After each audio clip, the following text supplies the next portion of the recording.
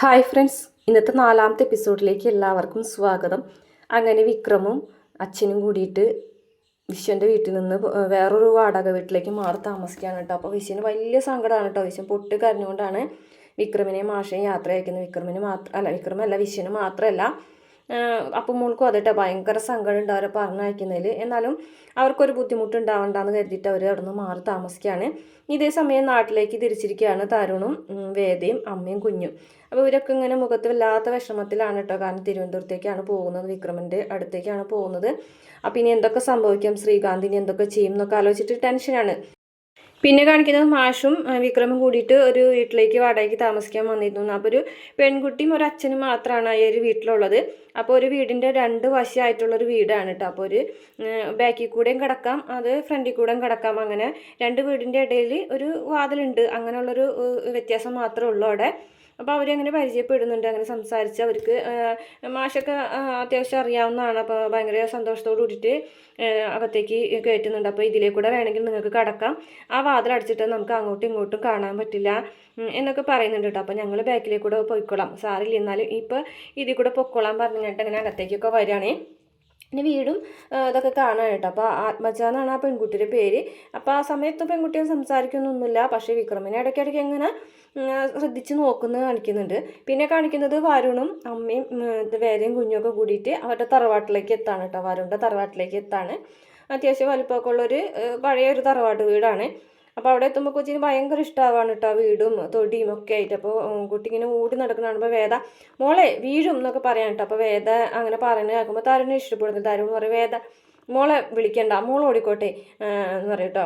അപ്പോൾ എല്ലാ കുട്ടികളും അങ്ങനെ തന്നെയാണ്, ഓടി കളിച്ച് നടന്നു വീണിട്ടൊക്കെയാണ് വളരുന്നതെന്ന് പറയും. പക്ഷേ എല്ലാ കുട്ടികളും പോലെയല്ല, എനിക്ക് എൻ്റെ മോളെ കാര്യം നോക്കണം എന്ന് പറഞ്ഞിട്ട് വേദ ദേഷ്യത്തോട് കൂടിയിട്ട് കുട്ടീനെ വിളിക്കാൻ കേട്ടോ. അപ്പോൾ തരുൺ വേദന വിളിക്കും, വേദ ഞാൻ പറഞ്ഞില്ലേ കുട്ടീനെ വിളിക്കേണ്ടാന്ന്, മോളെ ഓടി കളിച്ചോട്ടെ എന്ന് പറഞ്ഞിട്ട് മോളുടെ കൂടെ തരുൺ ഓടിക്കളിക്കുകയാണ്. ഇത് കണ്ട് ദേഷ്യം വന്നിട്ട് വേദ അകത്തേക്ക് ദേഷ്യത്തോടു കൂടി പോകുകയാണ്. എന്നിട്ട് അമ്മയുടെ അടുത്ത് ചെന്ന് നോക്കി, അമ്മ ഇതൊക്കെ കേട്ടിട്ട് മിണ്ടാതിരിക്കുകയാണോ? പിന്നെ മോളെ അവനത് പറഞ്ഞതിൽ ഞാൻ എന്ത് പറയാനാണ്, വന്ന് എൻ്റെ മോളുടെ കാര്യത്തിൽ എനിക്ക് ഒരു അവകാശം ഇല്ലാതായി മാറിയല്ലോ എന്ന് ചോദിക്കുകയാണ് കേട്ടോ. അപ്പോൾ തരുണിൻ്റെ അമ്മ പറയാണ്, അത് അവൻ്റെ മകളായിട്ടല്ലേ കൊച്ചിനെ വളർത്തുന്നത്, അവൻ്റെ മകളുടെ കാര്യത്തിൽ അവനല്ലേ കൂടുതൽ അവകാശം ഉണ്ടെന്ന് വിചാരിക്കുക, അങ്ങനെയല്ലേ മോളെ വരൂ എന്ന് പറയാം കേട്ടോ. അപ്പോൾ എൻ്റെ മോളുടെ കാര്യത്തിൽ എനിക്ക് ഒരു അധികാരമില്ലേ, അതാണ് അമ്മ പറയുന്നത് എന്ന് ചോദിക്കും. അങ്ങനെ ഞാൻ പറഞ്ഞു മോളെ, എന്തായാലും അവനായിട്ട് ഇത് ഏറ്റെടുത്തതൊന്നുമല്ലല്ലോ, നീ ആയിട്ടല്ലേ ഇതൊക്കെ ചെയ്തു വെച്ചത്, പിന്നെ അവൻ്റെ നന്മ കരുതിയിട്ടൊന്നുമല്ലല്ലോ നീ അവൻ ഈ കൊച്ചിനെ ആ സമയത്ത് അവൻ്റെ കൊച്ചാണെന്ന് പറഞ്ഞത്. നിൻ്റെ അപ്പോഴത്തെ സാഹചര്യം അനുസരിച്ചും ഗൗരിമോളുടെ ജീവൻ എങ്ങനെയെങ്കിലും രക്ഷിക്കണം എന്നുള്ള രീതിയിലും ആയിട്ടല്ലേ നീ മോളെ തരുണ് കൊടുത്തത്. അപ്പോൾ പിന്നെ ഞാനിതിലെന്ത് പറയാനാണെന്നൊക്കെ ചോദിക്കാൻ കേട്ടോ. അപ്പോൾ തരുണിൻ്റെ അമ്മേരെ സംസാരം കുറച്ച് നല്ല രീതിയിൽ ആണ് പറയുന്നതിനും കൂടിയിട്ട് കുത്തി പറയുന്നത് പോലെ വേദയ്ക്കും ഫീൽ ആവാണ് കേട്ടോ. അപ്പോൾ പറയുന്നുണ്ട്, അമ്മനെ ഞാൻ കുറ്റപ്പെടുത്തിയതല്ല. അപ്പോൾ പറയുന്നുണ്ട്, എന്തായാലും കുറച്ച് നാളിങ്ങനെ പോട്ടെ എന്ന് മാത്രമേ ഞാൻ പറയുന്നുള്ളൂ. ഇപ്പം എടുത്തടിച്ചതുപോലെ പറഞ്ഞിട്ടുണ്ടെങ്കിൽ അവനത് എങ്ങനെ അംഗീകരിക്കുമെന്ന് അറിയില്ല. പിന്നെ ആശുപത്രി രേഖകളിലൊക്കെ അപ്പോൾ തരുണിൻ്റെയും രാധികരെയും കുഞ്ഞാണ്, നിന്നെ അമ്മ എന്ന് തന്നെയാണ് കുഞ്ഞ് വിളിക്കുന്നത്, കുഞ്ഞ് നിന്നെ അമ്മയായിട്ട് തന്നെയാണ് കാണുന്നത്. പക്ഷേ അങ്ങനെയല്ലല്ലോ തരുണിൻ്റെ സംസാരം എന്നൊക്കെ പറയാൻ കേട്ടോ. അത് അവന് പിന്നെ അങ്ങനെയല്ലേ, നീ എവിടെന്നോ വന്ന ഒരാളായിട്ടല്ലേ അവന് കാണാൻ പറ്റുള്ളൂ, കുട്ടീനെ നോക്കണമെന്നു എന്നുള്ളൊരിത് മാത്രമല്ലേ അവൻ്റെ മനസ്സിലുള്ളൂ എന്ന് പറയുകയാണെ. അപ്പോൾ പറയും വേദ എനിക്കത് പോരാ, അപ്പോൾ എല്ലാ കാലത്തും ഞാനിങ്ങനെ കുട്ടീനെ വളർത്തമ്മയായിട്ട് ജീവിക്കണം എന്നാണ് അമ്മ പറയുന്നത് എന്നൊക്കെ ചോദിച്ചിട്ട് 2 പേരും അങ്ങോട്ടും ഇങ്ങോട്ടും സംസാരമാവുന്നുണ്ട് കേട്ടോ. പിന്നെ കാണിക്കുന്നത് വിക്രം എന്തോ കുക്ക് ചെയ്തുകൊണ്ടിരിക്കുന്ന ആ പെൺകുട്ടി വന്നിട്ട് ആത്മജ വന്നിട്ട് ഹലോ ഈ വാതിലൊന്ന് തുറക്കുമോ എന്ന് ചോദിച്ചിട്ട് ഇങ്ങനെ വിളിച്ചുകൊണ്ടിരിക്കുകയാണ്. അപ്പോൾ അവർ വന്നിട്ട് വാതിൽ തുറക്കാണ്. വിക്രം വാതിൽ തുറന്നു കൊടുക്കുന്ന സമയത്ത് ആത്മജ അറിയാണ്, അതെ ഞാൻ ഒരു കാര്യത്തിന് വന്നതാന്ന് പറയട്ടെ. എന്താ എന്തിനാ വാതിലൊക്കെ അടച്ചിരിക്കുന്നത്, ഈ വാതിൽ എപ്പോഴും അടച്ചിട്ടിരിക്കുന്നത് എന്തിനാന്നൊക്കെ ചോദിക്കുക. അല്ല ഞങ്ങൾക്ക് നിങ്ങളുടെ പ്രൈവസി നഷ്ടപ്പെടാതിരിക്കാൻ വേണ്ടിയിട്ട് എന്നൊക്കെ പറയട്ടോ. അതെ ഞാൻ ആത്മജ ആമീന്ന് വിളിക്കും, ഇത് തരാൻ വേണ്ടിയിട്ടാണ് ഞാൻ വന്നതെന്ന് പറയട്ടോ. ഇതെന്താ, ഇത് കുറച്ച് കടലക്കറിയാ, എന്തെടുക്കായിരുന്നു അവിടെ എന്ന് ചോദിക്കട്ടെ. ഞാൻ ഉപ്പുമാവ് ഉണ്ടാക്കാം. ഉപ്പുമാവിൻ്റെ കൂടെ കടലക്കറി നല്ല രസമായിരിക്കും എന്ന് പറയട്ടോ. അയ്യോ ഇതൊന്നും വേണ്ടായിരുന്നു, എന്നും ഉണ്ടാവുന്നില്ല, ഇത് വന്ന ദിവസമല്ലേ അതുകൊണ്ടാണെന്ന് പറയട്ടോ.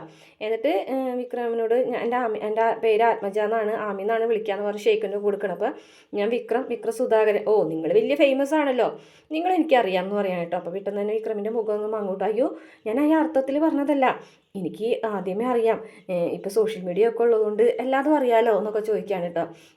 അപ്പോൾ ഞാൻ സീൻ ഡാർക്കാക്കിയല്ലേ, ഞാനങ്ങനെ കുത്തി വേദനിപ്പിക്കാനൊന്നും പറഞ്ഞതല്ല കേട്ടോ എന്നൊക്കെ ആ പെൺകുട്ടി പറയുന്നുണ്ടേ. അപ്പോൾ പറയുന്നത് അങ്ങനെ പ്രത്യേകിച്ച് പറയേണ്ട കാര്യമൊന്നുമില്ല, അതൊക്കെ എൻ്റെ മനസ്സിൽ തെളിഞ്ഞെടുക്കുന്ന കാര്യമൊക്കെയാണെന്ന് പറയും. അപ്പോഴേക്കും പെൺകുട്ടിയുടെ അച്ഛൻ വരികയാണ് കേട്ടോ. അങ്ങനെ അച്ഛനും മാഷും ഉണ്ട് കേട്ടോ. മാഷ് കുറേ സാധനങ്ങളൊക്കെ മേടിച്ചിട്ടുണ്ട്. അതേ ഇതൊക്കെ മാഷ് വാങ്ങിച്ച സാധനങ്ങളാണെന്ന് പറയും. അപ്പോൾ പറയും, അല്ല ഇതിലേ കൂടെ വരണ്ടായിരുന്നു എന്ന് മാഷ് പറയും, ഞങ്ങൾ ബാക്കിൽ കൂടെ കയറിക്കോളാം എന്ന് പറയും. അതൊന്നും സാരമില്ല, അങ്ങനെയൊന്നും വിചാരിക്കേണ്ടെന്ന് പറയുകയാണേ. അപ്പോൾ ദേ ഇവളിങ്ങനെ വായാടുത്തരം ഇങ്ങനെ ഓരോന്ന് പറഞ്ഞുകൊണ്ടിരിക്കുന്നുള്ളൂ കേട്ടോ എന്ന് പറയട്ടെ. അപ്പോൾ പെൺകുട്ടി പറയും, അതെ ഒരു വർഷത്തിലാകെ 4-5 മാസം മാത്രം ഞാനിങ്ങനെ സംസാരിക്കുള്ളൂ എന്ന് പറയാം കേട്ടോ. അപ്പോൾ അവർക്കത് കാര്യം മനസ്സിലാവുന്നില്ല കേട്ടോ. അല്ല ഈ കൃഷ്ണച്ചെടി എന്ന് പറഞ്ഞൊരു ചെടീനെ കണ്ടിട്ടില്ലേ, ആ ചെടി അങ്ങനെയാണ്, ഒരു വർഷത്തിൽ 4-5 മാസം പൂത്ത് നിൽക്കും, അത് കഴിഞ്ഞാൽ പിന്നെ അതിൻ്റെ പൊടി പോലും ഉണ്ടാവില്ല എന്ന് പറയാൻ കേട്ടോ. അപ്പോൾ അവർക്ക് എന്തോ കാര്യം മനസ്സിലാവുന്നില്ല. പക്ഷേ ആ പെൺകുട്ടിയുടെ അച്ഛൻ ആകെ വിഷമത്തോട് കൂടിയിട്ട് തലകുമ്പിട്ട് നിൽക്കുന്നുണ്ട്. അപ്പോൾ ആ പെൺകുട്ടിക്ക് എന്തോ ഒരു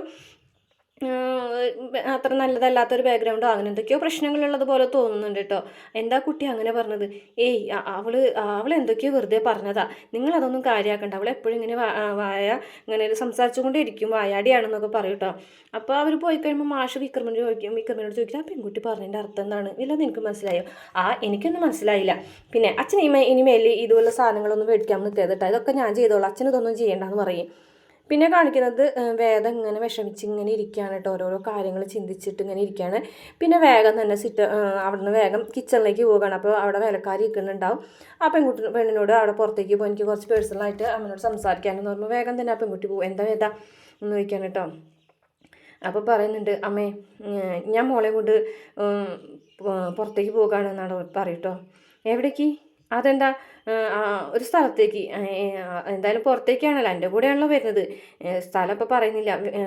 തരുൺ വന്ന് ചോദിച്ചാൽ എന്ത് പറയും? അറിയില്ല എന്ന് പറഞ്ഞാൽ മതി എന്ന് പറയും കേട്ടോ. അപ്പോൾ സാധാരണ ഞാൻ അവളെ കൊണ്ടുപോകാറുണ്ടല്ലോ, അമ്മ എന്തപ്പോൾ ഇങ്ങനെ പ്രത്യേകിച്ച് ചോദിക്കുന്നത്? അല്ല സാധാരണ നീ പോകുമ്പോൾ എന്നോട് അങ്ങനെ പറയാറൊന്നുമില്ല, അതുകൊണ്ടാണ് ഞാൻ പറഞ്ഞത് എന്ന് പറയട്ടോ. അമ്മ എന്തായാലും ഇന്നലെ പറഞ്ഞ കാര്യങ്ങളുടെ അർത്ഥമൊക്കെ ഞാൻ ഇന്നലെ രാത്രി മുഴുവൻ കിടന്ന് ആലോചിച്ച് നോക്കി എന്ന് പറയട്ടോ. എന്താ മോൾ ഇങ്ങനെയൊക്കെ സംസാരിക്കുന്നത്? എനിക്ക് മനസ്സിലായി അമ്മേ, അമ്മ പറഞ്ഞതിൻ്റെ അർത്ഥമൊക്കെ. എന്തായാലും എല്ലാ കാലത്തും ഞാൻ ഇതുപോലെ ഗൗരിമോളുടെ പോറ്റമ്മയായിട്ട് മാത്രം കഴിയണമെന്നാണോ നിങ്ങളൊക്കെ വിചാരിച്ചിരിക്കുന്നത്? അവൾ എൻ്റെ മകളാണ് എന്ന് പറയട്ടോ. അതെല്ലാന്ന് ആരും പറഞ്ഞില്ലല്ലോ മോളെ, പക്ഷേ അതല്ല എന്നുള്ള രീതിയിലാണല്ലോ തരുൺ സംസാരിക്കുന്നത്. പക്ഷേ തരുണിന് അതൊന്നും അറിയില്ലല്ലോ മോളെ എന്ന് പറയാൻ കേട്ടോ. അപ്പോൾ തരുണിനോട് ഇതിനെക്കുറിച്ചൊക്കെ പറയാനായിട്ട് സമയമായി എന്നൊക്കെ വേദന പറയുമ്പോൾ പെട്ടെന്ന് തന്നെ മോളത് പറഞ്ഞിട്ടുണ്ടെങ്കിൽ തരുൺ അതെങ്ങനെ അംഗീകരിക്കുമെന്ന് എനിക്കറിയില്ല. ചിലപ്പോൾ അത് അവൻ്റെ ജീവിതം തന്നെ അതോടൊരു തകർന്നടിഞ്ഞു പോയേക്കാം. അതൊരമ്മ എന്ന നിലയിൽ എനിക്കതങ്ങ് അംഗീകരിക്കാൻ പറ്റുമെന്നോ അറിയില്ല എന്നൊക്കെ പറഞ്ഞിട്ട് അവരും കുറച്ചും കൂടെ ഇത്തിരി ദേഷ്യത്തിൽ പോലെ തന്നെ സംസാരിക്കാൻ കേട്ടോ. അപ്പോൾ ഞാനെന്തായാലും മോളെ കൊണ്ട് പോകാണെന്ന് പറഞ്ഞിട്ട് പോവുകയാണ് കേട്ടോ. പിന്നെ പോകുന്നത് വിക്രമിൻ്റെ വീട്ടിലേക്കാണ് കേട്ടോ, നമ്മുടെ വിക്രമിൻ്റെ പഴയത് വീട്ടിലേക്ക്. പക്ഷെ അവിടെ ആ വീട് മാറ്റിയിട്ട് വേറൊരു പുതിയ വീട് പണിതായിട്ടൊക്കെയാണ് അതിൽ കാണിക്കുന്നത്. അപ്പോൾ വേദ അങ്ങനെ വന്ന് നോക്കുമ്പോൾ ആ വീട് പോയി വേറെ വീടായി മാറി എന്നൊക്കെ കാണുമ്പോൾ വേദയ്ക്ക് ഒരുപാട് വിഷമാവുന്നുണ്ട്. 4ാമത്തെ എപ്പിസോഡിൻ്റെ റിവ്യൂ ആണ് നമ്മളിപ്പോൾ ഇട്ടത്. 1, 2, 3 എപ്പിസോഡുകൾ നമ്മൾ മുമ്പ് ഇട്ടിട്ടുണ്ട്. അപ്പോൾ അത് നമ്മുടെ ചാനലിൽ കയറി നോക്കിയാൽ കാണാൻ പറ്റും. അടുത്ത 5ാമത്തെ എപ്പിസോഡ് ഇപ്പോൾ തന്നെ അപ്ലോഡ് ചെയ്യാം. അപ്പോൾ വീഡിയോ ഇഷ്ടപ്പെടുകയാണെങ്കിൽ മറക്കാതെ നമ്മുടെ ചാനൽ ഒന്ന് സബ്സ്ക്രൈബ് ചെയ്ത് സപ്പോർട്ട് ചെയ്യണം കേട്ടോ.